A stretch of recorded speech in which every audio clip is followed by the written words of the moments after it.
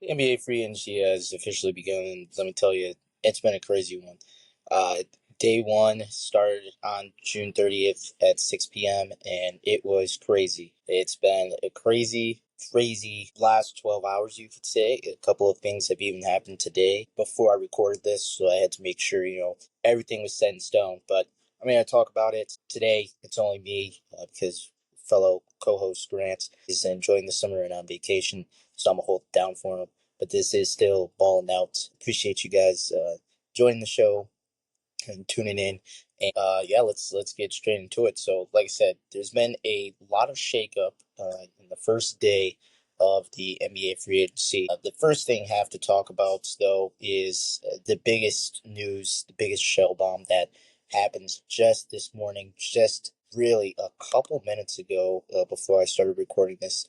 A couple things with the range or the reigning Eastern Conference champs. So Miles Turner, who was expected to re-sign with the Pacers and stay, they said that they would go in the tax. He is gone now, and he is going to Milwaukee to potentially play with Giannis. So that is going to be Miles Turner and Giannis possibly. Miles Turner signed a 4-year, $107 million deal with the Bucks. Includes a player option, 4 year, year four, and a full 15% trade kicker. 10 plus years with the Pacers. Made the finals this past season, and now he is gone, going to Milwaukee to potentially play with Giannis. Now, the crazy part about that was now the Bucks then waived and stretched the remaining $113 million on Damian Lillard's contract in order to acquire Miles Turner. Though Damian Lillard's 2 short seasons in Milwaukee comes to a close. It was a lot of injuries that happened with Damian Lillard. And, it was kind of sad to, see him go down this year. And even last year, during the playoffs, he was hurt too. So, man, it's been crazy, to just the Eastern Conference right now. It's open. It's wide open. There's a couple of other teams I think that have kind of won day one, and we'll see. We'll talk about that in a little bit here. But just with the Bucks, I'm very interested to see what's going to happen with Giannis. Giannis Antetokounmpo very well could say, "Hey, all right, I don't like the direction that you guys are going right now. Get out of here." We could possibly see that. It's something to watch, I would say, over the next couple of days, over the next couple of weeks. Same situation with like LeBron James, which I'll get to in a little bit here. Yeah, so going back to the free agency, day one free agency, a couple of teams stood out to me that kind of won the day. The first one I would say is the Atlanta Hawks. Now, the Atlanta Hawks, we know they have been fluttering over the 500 mark for really the past couple of years, ever since they made the Eastern Conference Finals run in 2021 with Trae Young. But hey, I think, in my opinion, could be up there as one of the top 4 teams in the East come next year. They were able to sign the Kill Alexander Walker, who got a good contract. They were also able to acquire, Porzingis in the trade. They were also able to get Luke Kennard, and who someone said, Trae Young was really wanting to play with. Now, Nikhil Alexander Walker got a huge contract deal. It was like 4 years, $125 million, somewhere around that ballpark. I mean, hey, the Hawks could be, you talk about, if they stay healthy, they could be, I could see like a top, like I said, 4, 5 team in the Eastern Conference, especially, with the Pacers now potentially calling next year a wash due to the Tyrese Halliburton injury. The Bucks, not sure what they're going to do. The Celtics with Jason Tatum. So I think the East right now, I'm not going to say it's wide open like everyone else. I think it is going to be the most competitive we have seen in, I'd say, really since 2019. 2019 is where we kind of had, the anomaly of the Raptors, the Celtics. You even had, the Indiana Pacers, who were, up there and trying to compete. So, it could be the East. A lot of things could happen in the East. Talk about the Knicks. They can make another run. They upgraded, got Jordan Clarkson after he was bought out from the Jazz yesterday. And then you also have a couple of other teams. Harris LeVert, he goes to Detroit. Paul Reed goes back to Detroit. Let me talk about that real fast. Detroit Pistons, We all know about the Malik Beasley news that came out on Sunday afternoon, with him being the betting allegations from not this past season, but 23-24 NBA season. Be real interested to see, what ends up happening um, with that situation, if he is found guilty or whatnot. As of right now, he is still free. He is still a free agent. He was projected to sign a 3-year, $5 million deal with the Pistons to go back to return to Detroit. We'll see what ends up happening. Now, with also Detroit, Dennis Schroeder, who played a huge role in their postseason run, is going to Sacramento. Now, the report is from Jake L. Fisher that Sacramento is supposed to be engaged in a sign and trade with Dennis Schroeder. So possibly we could see Malik Monk. I think Malik Monk would be a great addition to the Pistons, kind of fill that role, especially if Malik Beasley does not return. I would, if possible, I'm not sure about the ramifications of this. If possible, I would see what the possibility of the Pistons getting Zach LaVine. They need a shooter. Now, I'm not saying they need a starter shooter, so Zach LaVine would obviously come off the bench, or, Jaden Ivey would go back to the bench role what he played 2 years ago. Will be real interesting to see what ends up happening here for the Detroit Pistons over the next couple of hours. Also in the East, talk about a big blockbuster trade that happened yesterday. Cam Johnson got traded for Michael Porter Jr. So Cam Johnson gets over to Denver. Michael Porter Jr. gets over to Brooklyn. There was a second round pick and some cash involved with that as well. Cam Johnson and Michael Porter Jr. and Cam Thomas now team up, and Cam Johnson goes to play with Jokic, as well as the Nuggets also added Bruce Brown. So for the Denver Nuggets, it could be very, very scary. I think they are back in contention. They're another team that I think won the day for them yesterday.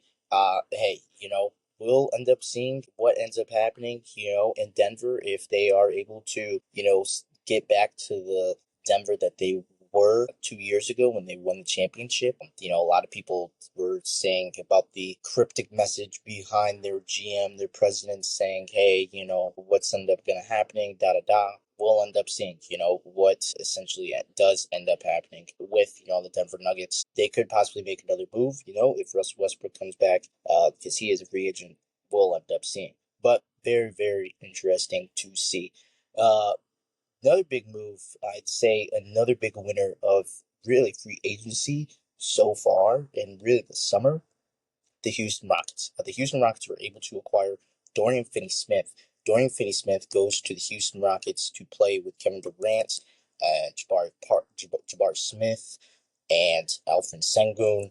Very, very big deal for them. Dorian Finney-Smith played, I'd say, a somewhat huge role with the Lakers last summer. So DFS agrees to a 4-year, $53 million contract with the Houston Rockets. 32-year-old, I mean, he's still a versatile defender, is a three-point shooter, around that 40% mark. So, hey, Houston Rockets, very intrigued to see what they could end up doing here. I would be, very surprised to see what ends up happening, with the Lakers on their fronts. They are projected to still look for a wing or something like that. But the Houston Rockets right now are one of the teams that I'm looking at really early this offseason and saying, hey, they could be a threat to Oklahoma City next year, come next spring, summer, in the postseason.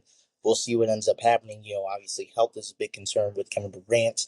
Fred VanVleet, who went through a lot of injury ups and downs this past season, but hey, they have a great group of guys, Fred VanVleet and Amen Thompson, Alfred Sengun, getting off of Jalen Green, Dillon Brooks. So, hey, they are looking solid, a very solid team right now. So, I'd say right now, my three winners of free agency of really the summer, Houston Rockets, Atlanta Hawks, and I'd go with Denver Nuggets, even though they haven't made a lot of moves. I did mention, Bruce Brown goes back. Interesting to see what ends up happening here. Some other moves that happened, I was intrigued by. Brook Lopez goes to the Clippers. Brook Lopez signs a 2-year, $18 million deal with the Clippers. Will essentially be the backup to Ivica Zubac, who had a great, I'd say, his best year of his career this past season. Interesting to see, how that will end up happening. But hey, it will be foreseen, to see what does end up happening here with the Clippers and how they'll kind of work that out. Very, very interesting to see. It's been some really small moves that I think they moved the needle for some of the teams. Gary Trent Jr., Kevin Porter Jr., Torian Prince all returned back to Milwaukee. Like I said, keep an eye on Milwaukee. We'll see what happens with the Giannis situation after Dame getting waived. They did sign Miles Turner. Maybe Giannis will be intrigued to stay in Milwaukee because of that change. But I don't know. I have a feeling that something could change there. D'Angelo Russell does go to Dallas on a 2-year deal, so that kind of gives them some backup protection until Kyrie Irving, who was re-signed for a 3-year deal earlier this summer, he will, as he recovers from his Achilles injury. D'Angelo Russell, I think, is a great fit for that team. He plays well once again. Teams up with Anthony Davis. I think he'll be great. Hey, he's not going to be really like a main scorer. You have Klay Thompson.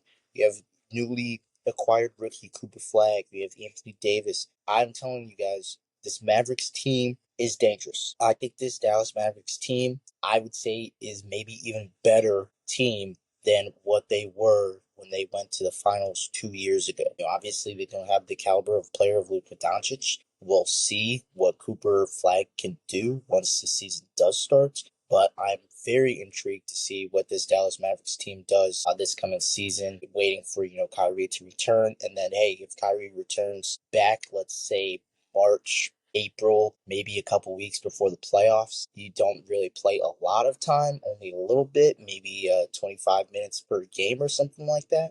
Hey, I think that'd be a huge lift, huge help. And hopefully, we all know about Anthony Davis, his injury stuff, things like that. But he's playing the four, which he has said multiple times when he was on the Lakers that he wants to play the four position. So I believe that he will be able to do that and be able to, really be good for that Dallas Mavericks team. Clint Capella, he goes back to Houston as well. So now the Rockets have Alvin Sengun, Steven Adams, and Clint Capella. Very, very interesting to see how that kind of works out. I feel like there's more coming from that. Maybe, a trade or something like that coming at the deadline to see, where they could upgrade. If they maybe move Steven Adams, if they maybe move Clint Capella. I highly doubt that they move Alvin Sengun because he is kind of like the face of the franchise right now, especially after the trade of Jalen Green for Kevin Durant. But hey, we'll see what ends up happening. Jake LaVeria from the Sacramento Kings, who had I'd say, surprising end of the season with Sacramento. He goes to the Lakers, on a 2-year deal. Interesting to see, how the Lakers kind of played out their rest of their offseason. They're still in the market for a center. The center market is kind of dwindling down now. You had you had Miles Turner, you had Brooke Lopez, you also had DeAndre Ayton, who got bought out along with Clint Capella. DeAndre Ayton hasn't signed anywhere, but my guess is that he's going to go to Indiana. They were linked to him last summer. They tried to match his contract from the Phoenix Suns, I believe it was, before he got traded to Portland. We'll end up seeing how that ends up playing out here. And, really, that's really kind of like the big ones that I've kind of taken away. There's been some other moves that have kind of, I wouldn't say moved the needle for some teams, but maybe had some great additions. Luka Garza moves from Minnesota, goes to Boston. Nick Batum goes back to LAC. Ty Jerome, after his breakout year with Cleveland, goes to Memphis to back up Ja Morant. Now, I think that's good because they really haven't had a backup point guard since Ty Jones. So interesting to see, how that could really affect the Memphis Grizzlies there. And then really, some other moves. I mean, Trendon Watford, that was a good deal to the Sixers. We'll see how that goes. Tyus Jones, he goes to the Magic. Dennis Schroeder, like I said, he goes to Sacramento. That isn't official yet. So, like I said, there could be a sign and trade there. That, like I said, for Malik Monk, I think that the Pistons would take on the rest of his 3-year deal. It's a 2-1. So I think that'd be great for the Pistons. It obviously he will fill the role that Malik Beasley left vacant, off the bench right there. That's free agency day one. But do want to cover and talk about the last thing in this episode, LeBron James, the movement on LeBron James. What is he going to do? Really, before we get into LeBron James, I want to say breaking news: Milwaukee Bucks star Giannis Antetokounmpo is not pleased with the team's decision to waive Damian Lillard, as Chris Haynes reports 58 seconds ago, as I'm recording this. So, could it be possible now that Giannis will indeed leave? Will he request a trade? It's been one of the most talking points of the summer so far, even before the off season officially began. I'd be very, very, very surprised if Giannis Antetokounmpo stays in Milwaukee next year, especially after Damian Lillard is waived. So we'll see what Giannis ends up doing. It's very likely that he could end up requesting a trade, maybe going to San Antonio. Maybe that does end up happening. Maybe he goes somewhere else. We'll see. But back to LeBron James. LeBron James, what's going on there? I don't know. Apparently, him and Rich Paul, they're saying that they don't really see eye to eye about how the current roster is constructed. They know that they are moving towards the future with Luka Doncic. Luka Doncic is kind of going to be the face right now.